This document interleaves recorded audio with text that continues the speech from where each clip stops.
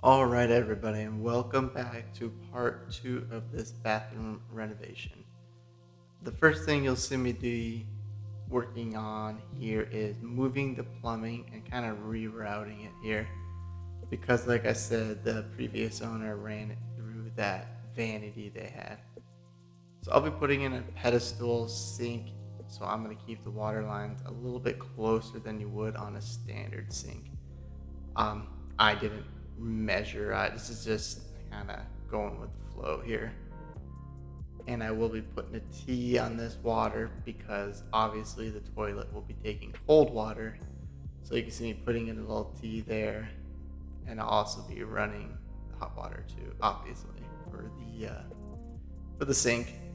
And you can see behind the wall there, the previous owner used 6 inches thick of that foam, and there's still a pretty good cavity that had no insulation. So here I am shoving in as much insulation as possible. I don't want these water lines to freeze because here in Minnesota it's pretty calm, and where you can have a week of weather that is 20 below zero Fahrenheit.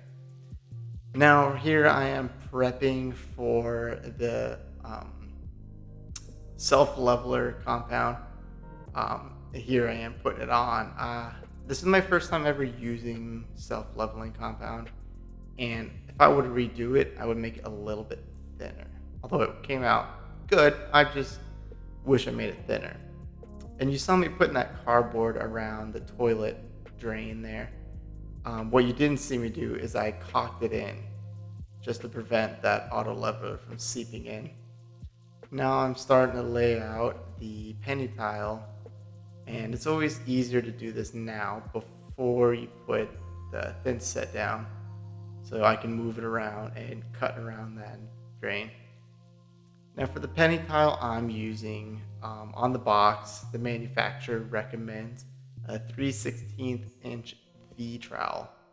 So it's always important to read the manufacturer's recommendations on thin set, whether you use a polymer base or not. So make sure you read. Every brand's different. Then there's ceramic and porcelain. There's a whole bunch of different kinds of tiles. So just go with whatever the manufacturer spec is.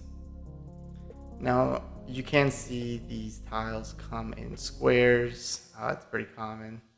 And I found this stuff relatively easy to install, but it's always important to just take your time and just don't rush these things, because 10 minutes here is not going to save you a lot of time in the big picture, especially when you're going to be using this bathroom as often. So my camera died, and it was pretty straightforward of what I was doing there, laying a tile down. Now I'm going through and prepping for grout and making sure it's all clean. Now with penny tile, you use a lot more grout than you would think, just because of all the grooves in there. So we did use, this is an ivory color grout. So I just went ahead and mixed it up and started throwing it in there and working it in the grooves.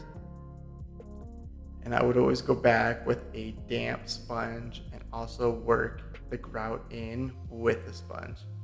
I didn't really focus on removing too much of the grout yet. I kind of want it to dry a little bit more, but it's always important to make sure you're kind of manicuring that grout inside the grooves of all the tile.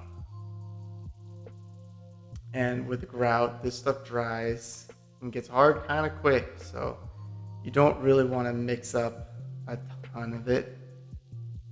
And as you can see, I didn't finish drywalling, mainly because this is on my own house and it's night, so why not just go ahead and do this now so I can go ahead and walk on it and continue working tomorrow. And there has been side talk about building a knockout wall, just 3 inches off the wall, kind of like a little nook for the pedestal sink. So I don't know if I'm going to actually finish drywalling because we're going to kick it off the wall. And now here I am starting to remove the grout.